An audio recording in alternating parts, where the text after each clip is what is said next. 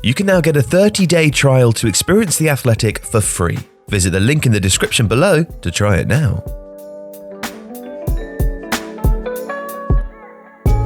The theory before the 2021 summer transfer window had opened was that player exchanges would provide a way for hard-up clubs to make signings without spending heavily. But in reality, very few swap deals, with or without any additional money, actually took place, either during this window or any other. So why are swap deals so rare? I've made suggestions about swap deals loads of times, a leading agent told The Athletic. But the reality is that they are too complicated and involve too many variables. If you've got two players on £40,000 per week with a year left on their contracts, you'd think this is simple. But it's not if one of them is 28 years old and the other one is 22. Every player has an individual asset value. Straight swaps, as was the case with that Alexis Sanchez-Henrik Mkhitaryan deal, are unusual. Not least because it's unlikely that two clubs will deem that the players involved are worth exactly the same amount. The background to how Arsenal and Manchester United found common ground with Sanchez and Mkhitaryan is fascinating, and was explained by Dick Law, who was Arsenal's chief negotiator for over a decade. And the American stresses the importance of trust. In that same window, he remembers, 3 players moved in a connected transfer. Now he's talking about a 3-way deal that involved Olivier Giroud, Michy Batshuayi and Pierre-Emerick Aubameyang. Giroud was moving from Arsenal to Chelsea, Batshuayi from Chelsea to Borussia Dortmund on loan, and Aubameyang from Dortmund to Arsenal. Each deal needed to go through, or one of the clubs would have ended up with 2 of the 3 players and another with none. There are certain clubs that I just wouldn't trust at all, but when I called Marina Granovskaya, I said, for this thing to happen, I need your word that you're going to sign Giroud. And Marina said, yes, we're going to sign Giroud if we can offload Batshuayi. So I called Sven Mislintat to get an absolute assurance that if they were able to offload Aubameyang, they were going to sign Batshuayi. When Mislintat confirmed, Law called Granovskaya back and outlined the way forward. Now that deal happened, of course, but it was an unusual situation in which everything went right. More often, even if no money changes hands between clubs as part of a swap deal, the contrasting values of players can cause all sorts of complications. There are often sell-on clauses to calculate, levies which are payable to the league on domestic deals, solidarity payments to be made on international transfers, and training compensation to consider too. It's very difficult to find 2 players of genuinely equal worth, or a situation which suits 2 clubs evenly, or 2 players even. Because it's not uncommon for a player to feel as though they are being persuaded or even pushed to join another club slightly against their will.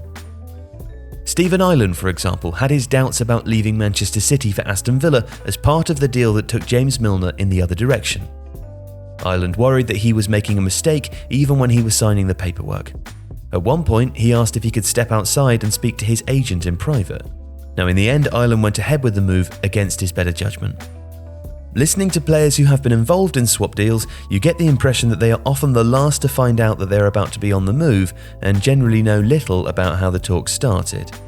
Keith Gillespie, however, heard straight from the horse's mouth when, in 1995, Sir Alex Ferguson pulled him aside after a game against Sheffield United to tell him that a deal with Newcastle for Andy Cole could only be completed if he moved to St James's Park. Gillespie was 19 years old and did not have an agent at the time, so Ferguson offered to negotiate his Newcastle deal for him and more than quadrupled his salary in the process. So now let's have a look at the deals that don't happen. Well, first of all, it all comes down to valuation of players, Law says. Then you get into the issue of whether the players want to move. Sanchez was willing to go to United and Mkhitaryan wanted to go to Arsenal, and that's why it worked. The third issue would have been the player negotiations and agents' commissions. The fact that the players were not dissimilar in age and profile helped. Plus, they would both be staying in the Premier League. Ultimately, though, the deal was driven by United's long-standing desire to acquire Sanchez. And that played into the hands of Mkhitaryan's agent, Mino Raiola, who knew that his client could make or break the transfer. As swap deals go, this one was off the scale financially. According to contract information obtained and published by the German magazine Der Spiegel, Sanchez ended up earning £391,000 a week at United and picked up a £6.7 million signing-on fee. While Mkhitaryan's basic wage at Arsenal was £144,000 per week, and there was an £8.5 million loyalty bonus on top, not including the agent fee. On the pitch, Sanchez was a disaster in Manchester, and Mkhitaryan's time in London would prove very forgettable. In fact, within 18 months of those January moves, both players were out on loan elsewhere. And that's probably another reason why swap deals are not particularly common. Beyond the logistical difficulties and the need for perfect alignment and timing, there just aren't that many examples of them being a success. If you like this video, please consider subscribing to the channel. The Athletic brings you the best sports journalism in the world in a personalised experience, connecting you with the stories and teams that you care about the most. There's coverage of 13 sports, plus direct access to world-class journalists through live Q&As, discussions and podcasts. Not to mention, it's all ad-free. And you can try it now for free for 30 days by clicking the link in the description.